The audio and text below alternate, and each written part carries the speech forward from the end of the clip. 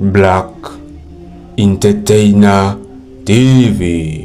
Nyuma yo gutererwa ivi uwo bise Nyambo Jessica akaja no mu murenge, noneho birangiye akoze n'ubukwe. Havuzwe amajambo menshi agiye atandukanye, havuzwe ayatari ho ivumbi menshi agiye atandukanye kuno mukobwa wanyu Nyambo Jessica, marangwa aranuka, marangwa ibiki, ibintu byinshi bigiye bitandukanye, akavugwa mu rukundo n'abahungu bagiye batandukanye, aho ubona yagiye avugwa na ba Titi Brown, ukabona kuno munsi hari hagezeho avugwa n'umuhungu wacu Adric Akimu, ariko bikaba bigiye kurangira Nyambo akoze ubukwe n'ubundi muhungu atari amenyerewe muri entertainment yo mu Rwanda, akaba ari uwitwa Richard, akaba yari asanzwe akorera mu gisagara neza na neza hariya ca Dubai, ukabona ko ariho yari asanzwe akorera ibikorwa vyiwe vya misi yose. Rero ikintu cagiye gitangaza abantu benshi nukuba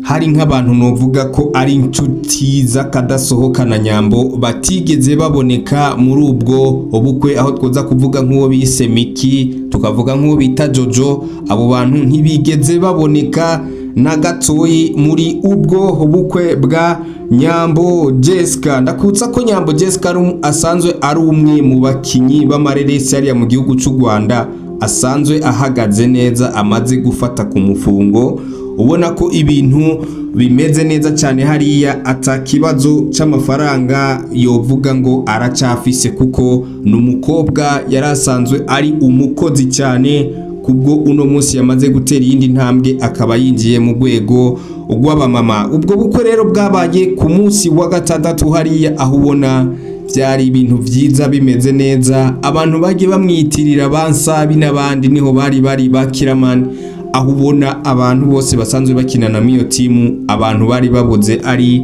Miki ndetse na Jojo. Tugiye kubana mu kino kiganiro, ni Taside wina nk'ibisanzwe, nayo channel yanyu ni Black Entertainer TV.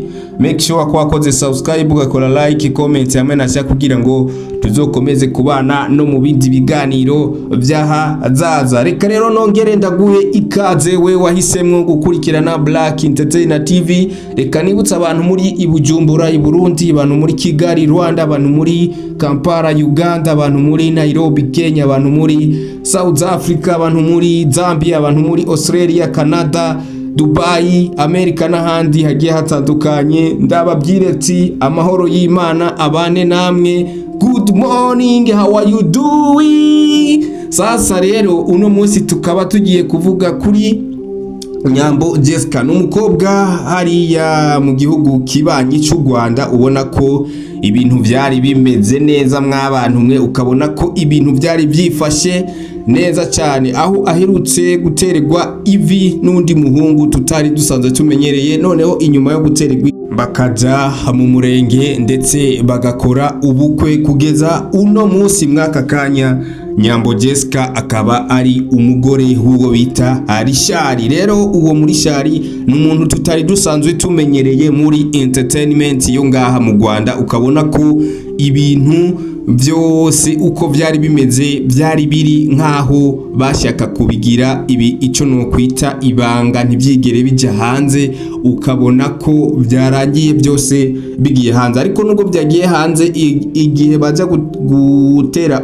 igihe baja mu murenge, nibigeze bashaka ko hari ikintu na kimwe coja ahabona, aho uri umumenyesha makuru utashobora kwinjira kugira ugire ico ukoze ngo bakwemerere, kuko bashatse ko biba mwibanga ntagere. Rero ntibyigeze bijya hanze uretse amafoto yagaragaye inyuma yo hanze, ukabona ko cortege hariya bavuze ko yari nyinshi cyane ugereranije nuko byari bisanzwe bikogwa ku bandi bantu bose. Ariko nkakwibutsa ko amanabo ari abacerebre canke abo no kwita abastar bari bagiye gukora buno bukwe. Rero ukabona ko byari byiza ko cortege yongerwa. Rero ikintu cagiye gitangaza benshi ni imodoka Nyambo Jessica yajemwo n'uwo bita Richard umugabo wiwe, kuko ubona ko ari imodoka ihenze cyane, imodoka benshi banagiye bavuga ko President Donald Trump ariyo agiramwo. Rero ukabona ko no mu bungu mwabantu nawe aje atavyorosha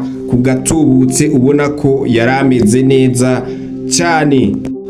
Rero ikindi kintu cyagiye kiba mwa buno bukwe kigatangaza abantu benshi n'abantu bamwe na bamwe bagiye bavugwa hagati mu rukundo na Nyambo, abandi bakavugwa ku bintu bigiye bitandukanye, aho ubona nk'uwo bitse Nsabi wewe yanabishira ku mugaragara akavuga ko amukunda cyane, ariko Nyambo ntiyigera amusubiza kuko ubundi bari abantu bakinana, abantu bamana, kuko byari bigoye cyane yuko yonamwemerera, ariko bikaza kugaragara mu inyuma yuko ubukwe bugiye kuba ko Nsabi nawe yarasanzwe ahari. Rero umuntu bavuga ati hari abantu babiri batigeze baboneka mu ubwo bukwe, ari bo b'inshuti ziwe z'akadasohoka, aho ubona mu mafilime menshi bigaragara nkaho ari nka Jojo bisanzwe biboneka mu mafilime menshi kuza gusanga bakinana na Nyambo cyane nk'abantu ari inshuti, ahubwo ari n'abavukana. Umwuko muvuga ati ujya ni mukuru wanje,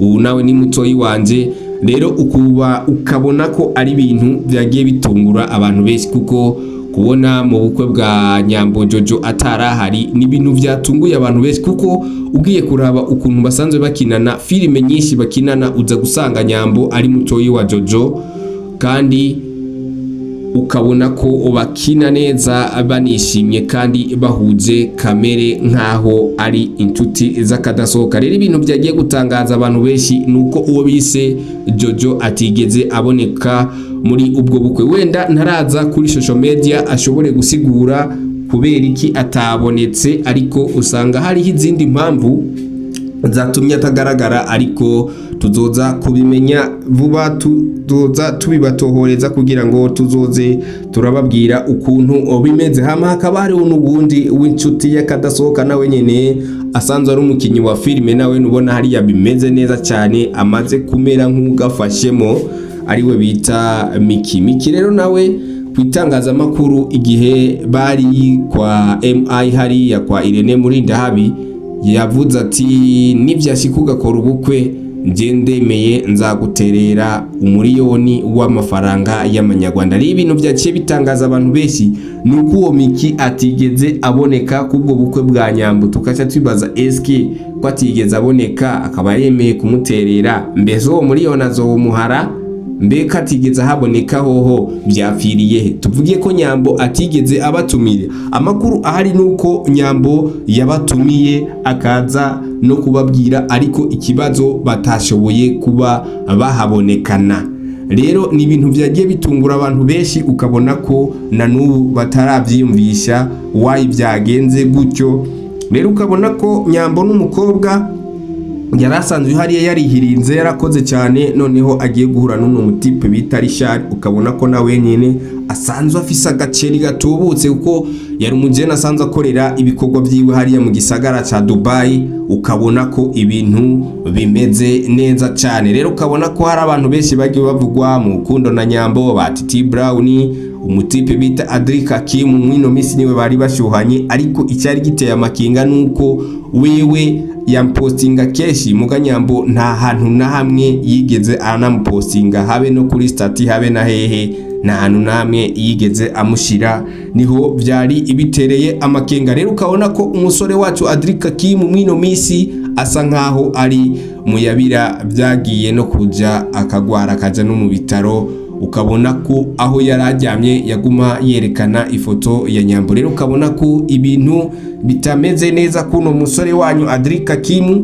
ariko hariya kwa Nyambo ni byishimo n'umunezero udasanzwe, kuko ni ibintu byiza cyane kuba ubonye uwo mukundana mugahuza mukubakana, noneho urumva ko bibaye byiza cyane. Uretse ko ugiye kuraba nka Nyambo ari umwe mu bakobwa bagiye bavugwa ko amajambo menshi yo kumuca intege agiye atandukanye, ariko ukabona ko byose yabigwanye akabitsinda. Uno munsi akaba ashitse aho aja mu rugo, urumva ko aba ari intambwe idasanzwe cyane, uba wagwanye intambara ikomeye cyane hariya mpaka ukayitsinda. Bisaba inguvu nyinshi, bisaba kwihangana, bisaba kugira umutima ukomeye, ariko mwisho tu bigatinda bigakunda. Je twari kumwe ni Taisi the winner nk'ibisanzwe, nayo channel ni Black Entertainer TV. Nizere ko mwakoze subscribe, ugakora like, comment hamwe na share kugira ngo tuzokomeze kubana no mu bindi biganiro by'ahazaza. Ndabakunda sana. Ciao ciao.